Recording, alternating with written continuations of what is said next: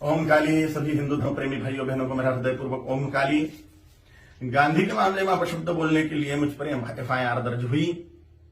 मुझे उसका कोई पश्चाताप नहीं है। गांधी ने किया क्या है हिंदुओं के लिए? विश्वासघात किया है देश का।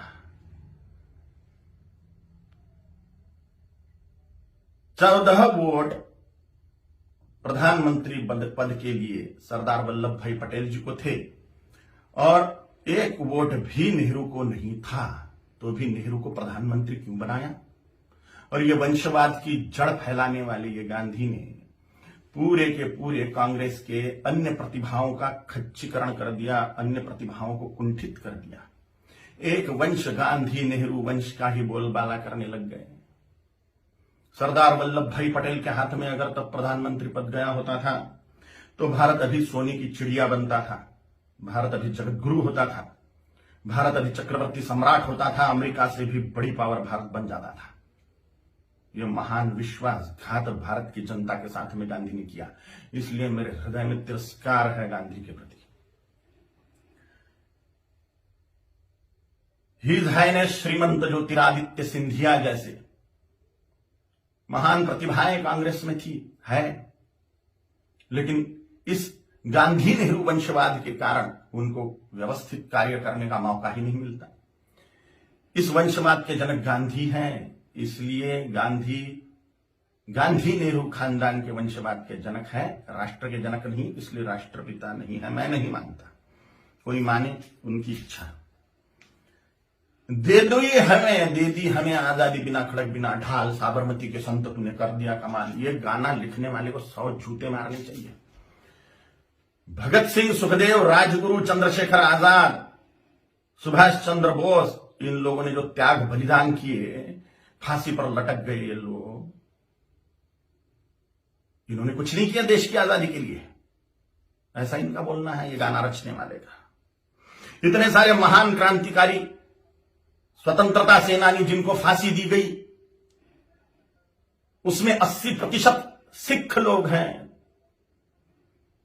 20% अन्य क्रांतिकारी हैं। इन क्रांतिकारियों ने जो अपना त्याग बलिदान किया वह व्यर्थ मान लिया ये गाना रचने वाले ने, सारा का सारा श्रेय गांधी को दे दिया। एक लाठी खाई गांधी ने कभी? ये फांसी के फंदे पर झूल गए ये नौजवान, लेकिन इनको कोई श्रेय नहीं।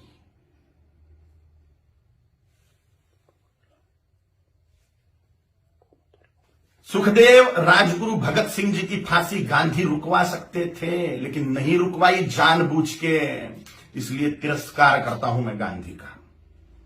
इनका एक बहुत बड़ा हथियार था अनशन करना, और गांधी ने उसका उपयोग भारतीय जनता के खिलाफ ही किया, हिंदुओं के खिलाफ ही किया।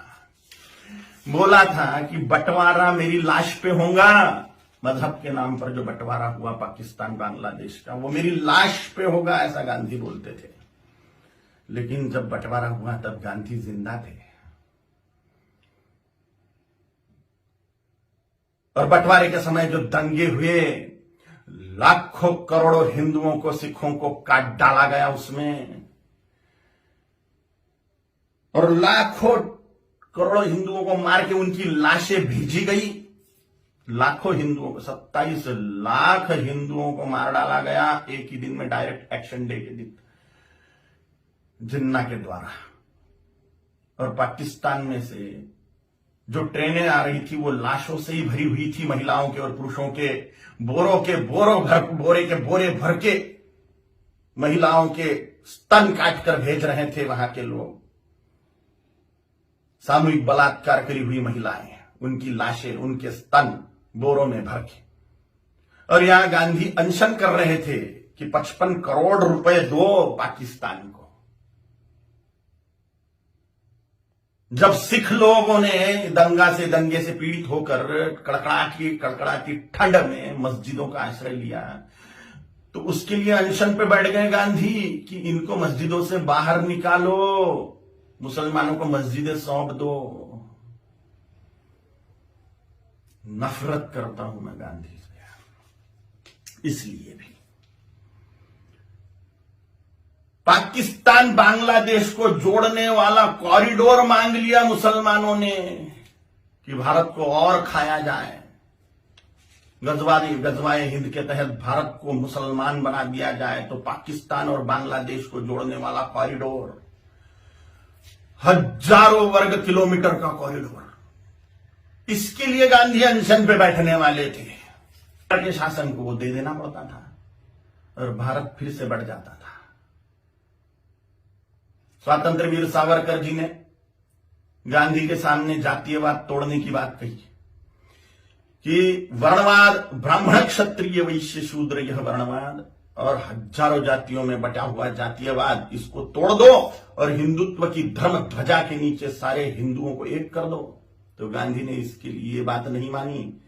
ये मांग पूरी करने के लिए अनशन पे नहीं बैठे। उन्होंने कहा जैसा है वैसा रहने दो। डॉक्टर बाबा साहेब आंबेडकर जी ने बोला था कि संस्कृत को राष्ट्रभाषा करो, देश की भाषा संस्कृत होनी चाहिए। तो डॉक्टर बाबा साहेब आंबेडकर की बात को संसद में मनवाने के लिए अनशन पे नहीं बैठे। ये स्वतंत्र वीर सावरकर जी का अवमान मानता हूं मैं, ये डॉक्टर बाबा साहेब आंबेडकर जी का अवमान मानता हूं मैं। ऐसी ढेर बातें हैं, ढेर बातें। कोई राष्ट्रपिता नहीं हो सकता। करोड़ों सालों से राष्ट्र है, उसका काय का पिता 200 साल पहले आया हुआ व्यक्ति कैसे पिता बनेगा? अगर पिता बनाना ही है राष्ट्र का अनिवार्य है तो छत्रपति शिवाजी महाराज को बनाना चाहिए, गुरु गोविंद सिंह जी महाराज को बनाना चाहिए, राणा प्रताप जी महाराज को बनाना चाहिए, आचार्य चाणक्य जी को बनाना चाहिए। और अभी के महापुरुषों को अगर बनाना है तो सरदार वल्लभ भाई पटेल जी को बनाना चाहिए, क्योंकि पूरे राष्ट्र कुल को एकत्रित करने वाले सरदार वल्लभ भाई पटेल हैं। छोटी छोटी रियासतों के टुकड़ों को एकत्रित करते हुए पूरे राष्ट्र को एक सूत्र में बांधने वाले सरदार वल्लभ भाई पटेल हैं, जिन्होंने राष्ट्र में जो टुकड़े टुकड़े थे उनको एकत्रित किया। राष्ट्र कुल को एकत्रित जिस व्यक्ति ने किया उसको ही राष्ट्रपिता का सम्मान मिलना चाहिए, ना कि हिंदुओं से पार्शियलिटी करने वाले गांधी को। अगर वो कॉरिडोर मिल जाता था पाकिस्तान बांग्लादेश को तो हिंदुस्तान कब का मुसलमान बन चुका होता था। धन्यवाद है, कोटि कोटि धन्यवाद है महात्मा नाथुराम गोडसे जी को, उनके चरणों में साष्टांग नमस्कार है मेरा कि उन्होंने अपना बलिदान देके हिंदुस्तान को मुसलमान बनने से बचा लिया। गजवाए हिंद फेल कर दिया महात्मा नाथुराम गोडसे जी ने। कोटि कोटि धन्यवाद है उनको। महात्मा गांधी नहीं, महात्मा नाथुराम जी गोडसे हैं। और अगर सच बोलने की सजा मृत्यु है तो स्वीकार है। छत्रपति शिवाजी महाराज जी ने, छत्रपति संभाजी महाराज जी ने, गुरु गोविंद सिंह जी महाराज जी ने, राणा प्रताप जी महाराज जी ने अपने पूरे कुल का बलिदान कर दिया हिंदुत्व बचाने के लिए। तो मेरे जैसे तुच्छ जंतुओं का जी के फायदा भी क्या है? अगर धर्म के लिए हम बलिदान नहीं हो सकते तो मर जाए मेरे जैसे करोड़ों कालीचरण हिंदुत्व को बचाने के लिए, धर्म को बचाने के लिए, सनातन हिंदू धर्म की रक्षा के लिए तैयार है हम मृत्यु दंड को पाने के लिए। ओम काली।